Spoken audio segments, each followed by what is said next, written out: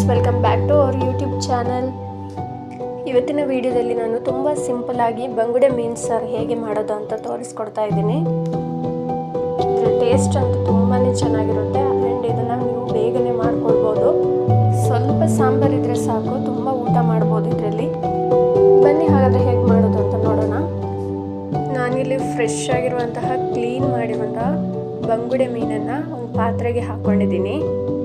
ಅದಕ್ಕೆ chilli powder ಸ್ವಲ್ಪ, ಹಾಗೆ ಸ್ವಲ್ಪ ಕೊರಿಯಾಂಡರ್ ಪೌಡರ್, ಸ್ವಲ್ಪ ಟರ್ಮರಿಕ್, ಇನ್ನು ಸ್ವಲ್ಪ ಸಾಲ್ಟ್, ಇವೆಲ್ಲ ಹಾಕ್ಕೊಂಡು ಮಿಕ್ಸ್ ಮಾಡ್ಕೊಳ್ಬೇಕು ಒಂದ್ಸಲ. ಆ್ಯಂಡ್ ಜೀರಿಗೆ ಪೌಡರ್ ಕೂಡ ಸ್ವಲ್ಪ ಹಾಕ್ಕೊಳ್ಳಿ. ಸ್ವಲ್ಪ ನೀರನ್ನು ಹಾಕಿ ಈ ಥರ ಮಿಕ್ಸ್ ಮಾಡಿಕೊಂಡು 10 ಮಿನಿಟ್ಸ್ ಇಟ್ಕೋಬೇಕು. ಆಮೇಲೆ ಇದಕ್ಕೆ ಒಗ್ಗರಣೆನ ರೆಡಿ ಮಾಡ್ಕೊಳ್ಬೇಕು.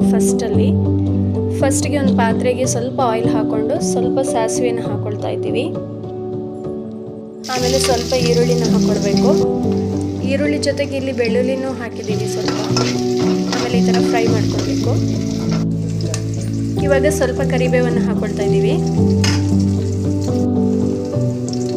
ಸ್ವಲ್ಪ ಟರ್ಮರಿಕ್ ಪೌಡರ್, ಈ ಥರ ಮಿಕ್ಸ್ ಮಾಡ್ಕೋಬೇಕು. ಆಮೇಲೆ ಮೊದಲೇ ನಾವು ಮ್ಯಾರಿನೇಟ್ ಮಾಡಿಟ್ಟಿರುವಂತಹ ಮೀನನ್ನು ಇವಾಗ ಇದಕ್ಕೆ ಹಾಕ್ಕೊಳ್ಬೇಕು. ನೆಕ್ಸ್ಟ್ ಅದಕ್ಕೆ ಸ್ವಲ್ಪ ನೀರನ್ನು ಕೂಡ ಆ್ಯಡ್ ಮಾಡ್ಕೊಳ್ತಾ ಇದ್ದೀವಿ. ಇಷ್ಟೇ ನೀರು ಹಾಕಬೇಕು. ಇಷ್ಟು ನೀರಲ್ಲಿ ಚೆನ್ನಾಗಿ ಮೀನನ್ನು ಬೇಯಿಸ್ಕೊಳ್ಬೇಕು.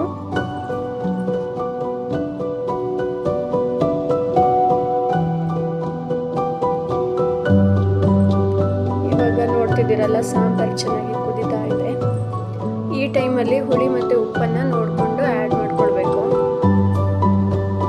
ನೋಡಿದ್ರಲ್ವ ಫ್ರೆಂಡ್ಸ್, ಇಷ್ಟೇ, ಎಷ್ಟು ಈಸಿಯಾಗಿ ಬಂಗುಡೆ ಮೀನು ಸಾರು ಮಾಡ್ಕೊಳ್ಬೋದು ಅಂತ.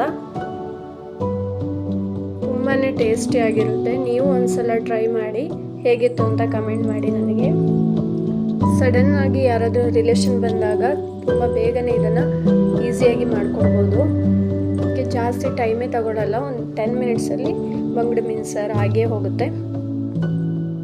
ಓಕೆ, ಹಾಗಾದರೆ ವಿಡಿಯೋ ನೋಡಿದ್ದಕ್ಕಾಗಿ ಎಲ್ರಿಗೂ ಧನ್ಯವಾದಗಳು. ಇವತ್ತಿನ ವಿಡಿಯೋನ ಇಲ್ಲಿಗೆ ಎಂಡ್ ಮಾಡ್ತಾ ಇದ್ದೀನಿ. Thank you all.